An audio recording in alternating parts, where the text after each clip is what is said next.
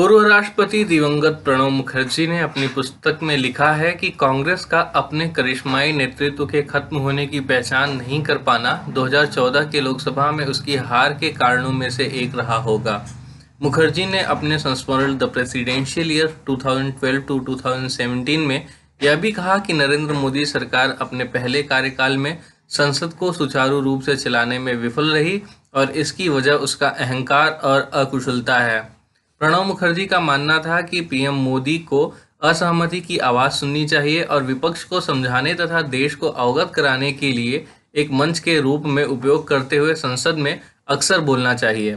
साथ ही उन्होंने संसद की कार्यवाही सुचारू रूप से नहीं चलने के लिए विपक्ष को भी जिम्मेदार ठहराया। उन्होंने यह पुस्तक पिछले साल अपने निधन से पहले लिखी थी। मंगलवार को यह पुस्तक बाजार में आई। खबरों के अनुसार गणतंत्र दिवस परेड पर इस बार कोई विदेशी मेहमान मुख्य अतिथि नहीं होगा। सरकार द्वारा किसी नए विदेशी मेहमान को अब इसके लिए फिर से निमंत्रण नहीं भेजा जाएगा। इससे पहले गणतंत्र दिवस पर मुख्य अतिथि के तौर पर ब्रिटिश प्रधानमंत्री बोरिस जॉनसन आमंत्रित थे, लेकिन उन्होंने ब्रिटेन में फैले कोरोना वायरस के नए स्ट्रेन की वजह से भारत दौरा रद्द कर दिया है। ब्रिटिश पीएम जॉनसन ने कहा कि जिस रफ्तार से ब्रिटेन में नया कोविड स्ट्रेन का प्रसार हो रहा है, उस लिहाज से मौजूदा दौर में उनका ब्रिटेन में रहना जरूरी है ताकि वह देश में वायरस संक्रमण की रोकथाम पर ध्यान केंद्रित कर सकें।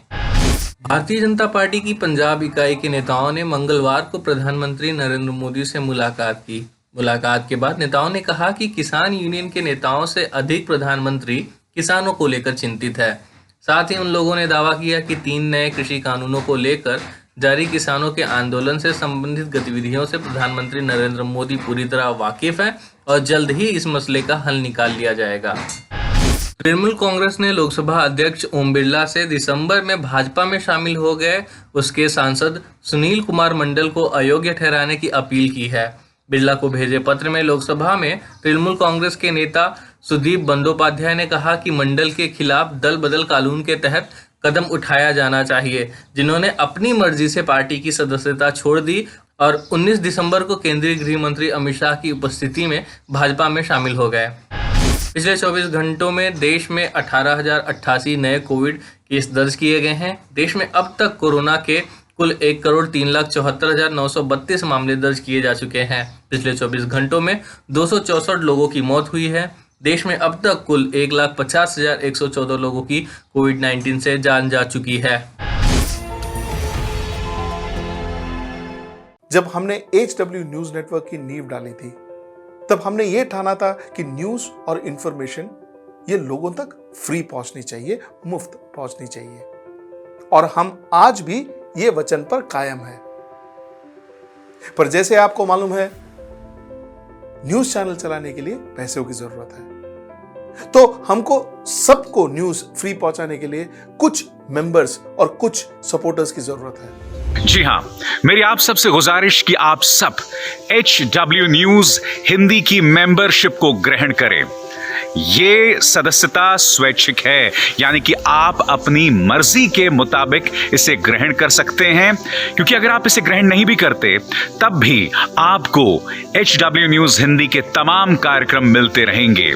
मगर अगर आप चाहते हैं कि आजाद न्यूज जो है वो मजबूत हो, अगर आप चाहते हैं कि वो न्यूज जो सत्ता से सवाल पूछती है वो मजबूत हो, तो जरूर बने HW न्यूज हिंदी के सदस्य। जो लोग हमारे 89 रुपए प्रति महीने वाले कार्यक्रम से जुड़ेंगे, उनके लिए HW न्यूज का बैच विश मिलेगा। साथ ही साथ उन लोगों को हमारे एक्सक्लूसिव पोल्स में भी शामिल होने का मौका मिलेगा। इसके अलावा हमारा जो दूसरा मेंबरशिप कार्यक्रम है वो 199 रुपीस प्रति महीने का है, यानी कि 199 रुपए प्रति महीने। और इस प्रोग्राम में हमारे जो मेंबर्स हैं उन्हें 99 रुपए के प्रोग्राम वाले सभी चीजें तो मिलेंगी। इसके अलावा बिजनेस से जुड़ी हुई बातें भी हम करेंगे। हमारे एक्सपर्ट अखिलेश भार्गव से आप बिजनेस से जुड़े हुए अपने सवाल भी पूछ सकते हैं। हम उम्मीद करेंगे कि आप इस निष्पक्ष पत्रकारिता की राह में हमें पूरी तरह से योगदान देंगे।